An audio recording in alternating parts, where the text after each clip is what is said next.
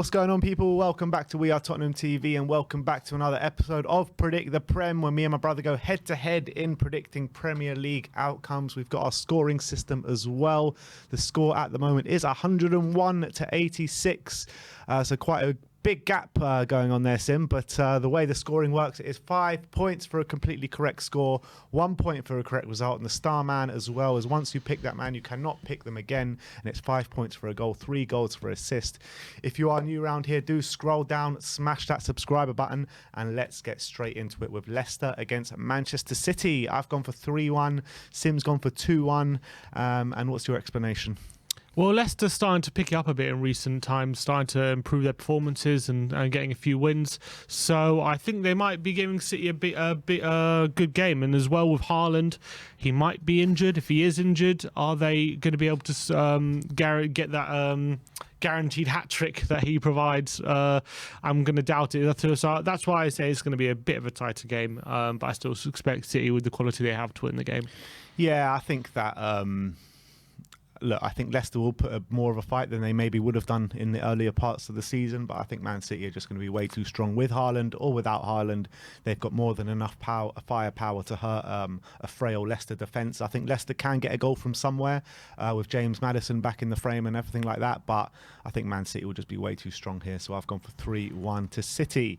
Moving on to Bournemouth against Tottenham. Both of us gone for the exact same scoreline here in 1-0 to Spurs. I think it's going to be a really tight game. And I think we will nick it. Hopefully we can put in a better display than we have done in the previous weeks of the Premier League, but with the injuries that we've got now, we're finding it hard to score goals at the moment, so hopefully we can keep a clean sheet and just nick a goal.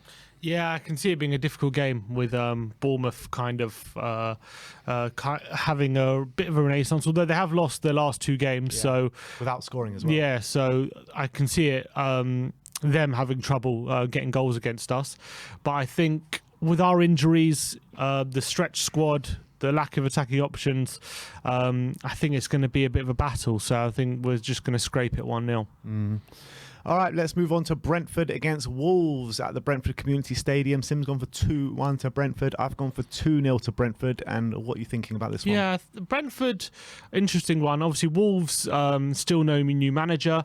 They lost 4-0 at home to Leicester last time, although they did create a host of chances without scoring. And I think they scored last time out before then against Crystal Palace in a 2-1 loss after they gave it was a very close game. So I can think they might score against this Brentford team, but I think Brentford right now not playing so well, but I can see them at home against a team with no manager getting the result with the players they have. Yeah, Wolves have been shocking away from home this season, only picking up 1 point on the road so far in the Premier League this season. Brentford, they're quite a tough nut to crack at home, and I think with Wolves, since they've sacked their manager as well, they seem to have got worse, to be honest, and I think Brentford at home, where they're strong, I think they'll swat away this Wolves side without even conceding a goal. So I've gone for 2-0. I mean, they're struggling for goals massively. Even they were struggling before when they had Raul Jimenez and players up front, but now they've got like Diego Costa, who probably should be in more of a retirement home than in the front line for a Premier League side. So I've gone for 2-0 to Brentford. Let's move on to Brighton against Chelsea, the battle, the Graham Potter derby. Graham Potter going back to his old side. Sim's gone for 3-0 to Chelsea. I've gone for 2-0 to Chelsea. And I think it'll be a tighter game than people imagine. I mean, Brighton, they have been playing well, but they just haven't been able to get results under De Zerbi. Chelsea, on the other hand, they have been getting results, but they haven't been playing too well the last couple of games, albeit they have had a strong start under Potter in terms of results. I've gone for Chelsea to win this game 2-0. I think Brighton will find it hard to score against this Chelsea side, who are really strong at the back. Yeah, that's what my wife for Brighton. They gave a good account of themselves against Man City away last time out, but I think Graham Potter's going to know these players inside out. He's going to know how to get the best of them. And I think Brighton, the chances they get, I mean, the players at the moment, they're struggling to get goals apart from Trossard. So I think they're going to struggle to penetrate this Chelsea team. And I think when Chelsea get the opportunities, they're going to put Brighton away. I see it being a bit of an even game up until Chelsea get the opening goal, or maybe even the second goal. Then I think Chelsea will be a bit more comfortable for Chelsea. So I go for 3-0. All right, next up is Crystal Palace against Southampton. I've gone for 2-1. Sim's gone for 3-1. What are you thinking? I think, yeah, it's an interesting one. Southampton off a good run. They drew to Arsenal last time out and they beat Bournemouth the one before that. But Palace maybe getting not as good as their results. Sorry, not as good as their performances deserve, although they were pretty poor last time out against Everton. At home, they're usually a tough nut to crack, and I think Southampton are going to find it very difficult, especially against the likes of Zaha and Olise to contain the wing-backs, especially with Kyle Walker-Peters injured. So I think Palace are going to come away 3-1 winners, in my opinion. Yeah, I think when you look at the two sides, I think Palace are clearly the stronger side. Southampton, the manager's always on the brink of the sack, but on the back of 3 impressive results, draw to West Ham, draw to Arsenal and a win against Bournemouth, it's actually against these kind of teams where Southampton flattered to deceive. It's when they play the bigger boys, they actually put in a bigger shift and a bigger performance. So I actually expect Palace just to run away with this one, but I can see Southampton nicking one, but I think Palace will be too strong for Southampton here, especially at Selhurst Park. But moving on to Newcastle against Aston Villa, Sim's gone for 2-1 to Newcastle. I've gone for 2-0 to Newcastle, and since Steven Gerrard's gone, they had a very impressive game last week, winning 4-0. It seems as though the shackles were off Villa and they really put in a performance. But coming up against a very informed Newcastle side, best defence in the league, I can see Newcastle really stifling Villa and catching them out with 2 goals. Yeah, I think Unai Emery's first game in charge. I think they've shown already they have the attacking talent to hurt some good teams. I know they beat Brentford 4-0 in the last game, but I think they're going to really want to go out and impress Unai Emery in his first game in charge. But they're coming up against a very good Newcastle team, so I think it's going to be very difficult for them to get anything out of the game. But I can see them scoring a goal with the attacking talent that they have. So I've gone for 2-1. Yeah, let's move on to Craven Cottage. Fulham against Everton. We've gone for the exact same scoreline here in 1-1. And what's your thinking behind it? Yeah, I think it's going to be a very close game. I think 2 teams who are probably at their best when they're a bit more pragmatic and stifling the other team. Everton off of the back of a very good result last time out against Palace at home, 3-0. They were very impressive in that game, and you've got to give them credit. But away at Fulham, who are also playing quite well, it's going to be a very difficult game, and whether they can contain Mitrovic, who a lot of teams have struggled to contain this season, is going to be another question. So I see it being quite a cagey game and a 1-1 draw. Yeah, I mean, I've been impressed with Everton in terms of how hard they are to beat this season. They have been on a poor run of results, but got back to winning ways last weekend. Fulham, on the other hand, I think they've been impressive all season with the likes of Andreas Pereira and Mitrovic going forward. They look like real talents there that are really performing this year in the Premier League. And I can't really split the sides this weekend because I think Everton will sit in their shape and really try and frustrate Fulham. And I think Fulham will actually be the team that does most of the running and most of the attacking this game, but I think it'll be a stalemate in the end. So I've gone for 1-1. Moving on to Anfield as Liverpool face Leeds. Sim's gone for 4-2 to Liverpool. I've gone for 3-1 to Liverpool.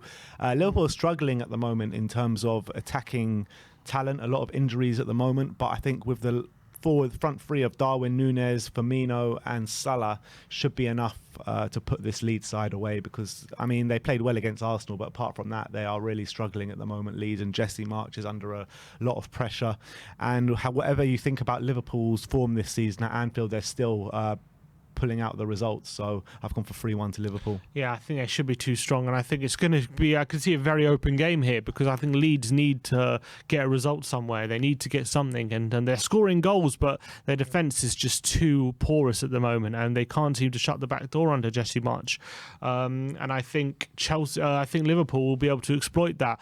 Having said that, I also think Liverpool right now don't look the most defensively solid, and they definitely look susceptible to counter-attacks, and with the players Leeds have, I think they could take advantage of that a bit. So I've gone them to get a couple of goals, but I just think Liverpool, with Salah returning back to form a bit, I've gone for them to get 4, so 4-2. Let's move on to the Emirates. Arsenal against Nottingham Forest. Both of us going for 3-0 to Arsenal, and I think it's going to be pretty much a routine victory for Arsenal here. I mean, Forest, after beating Liverpool last weekend, I can't see them getting anything at the Emirates. Arsenal extremely strong at home. Forest have been really poor all season, maybe apart from that Liverpool game last week, but I can't see anything but a battering here.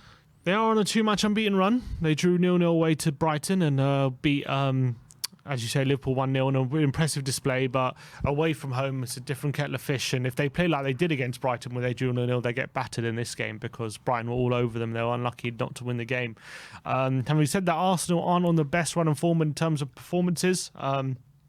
And maybe Forest turning around, so maybe I could see it. I could see a situation where even at half time you're talking about like a 0-0.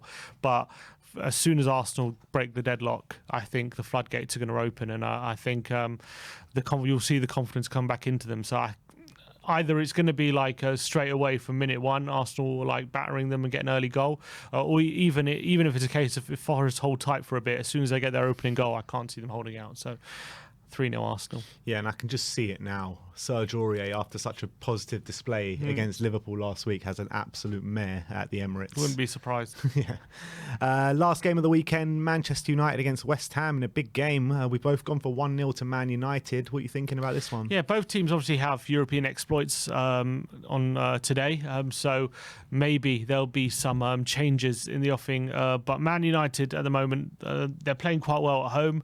They have the better players, I think, than West Ham, and I think when it might be a game where both teams are battling against fatigue, but I think maybe just a bit of quality will edge out. So I've gone for Man United to nick it 1-0. Yeah, I got kind of similar feelings. Both teams playing well at the moment. West Ham just about, they completely battered Bournemouth, but they just about got over the line in terms of the scoreline, sealing it right at the end.